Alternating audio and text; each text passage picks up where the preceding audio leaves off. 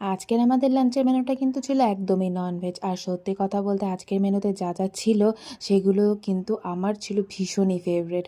তো চলো তোমাদের সাথে শেয়ার করা যাক। তো প্রথমেই দেখো ছিল গরম গরম সাদা ভাত, আর এদিকে ছিল মাছের ঝাল। মানে আমার কিন্তু এই মাছের ঝালটা খেতে ভীষণই ভালো লাগে, মানে বেশ ঝাল ঝাল হয়, দারুণ লাগে খেতে।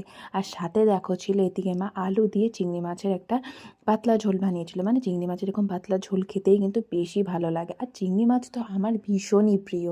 মানে তোমরা কারা কারা চিংড়ি মাছ খেতে পছন্দ করো কমেন্ট সেকশনে জানিও। যদিও অনেকে বলবে চিংড়ি আবার মাছ কবে থেকে হলো, কিন্তু যত যাই বলো না কেন চিংড়ি তো আমার কাছে মাছ, আর এটা আমার কাছে খেতে ভীষণ ভালো লাগে। আর ওই যে বললাম এই মাছের ঝালটাও আমার ভীষণ ফেভারিট, মানে একটু ঝাল ঝাল হবে। আর আমার ঝাল ঝাল খাবার খেতেই, মানে মিষ্টির থেকে ঝাল খাবারটা খেতে আমি বেশি পছন্দ করি। আর এই যে দেখো মা একদম লাল লাল ঝাল ঝাল করে বানিয়েছিল, দারুণ হয়েছিল খেতে পেঁয়াজ দিয়ে। তো তোমরা কি এই খাবারটা খেতে পছন্দ করো? যদি পছন্দ করে থাকো তাহলে কিন্তু কমেন্ট সেকশানে অবশ্যই জানিও। আর যদি ভিডিওটা ভালো লেগে থাকে তাহলে লাইক কমেন্ট করতে একদম ভুলো না।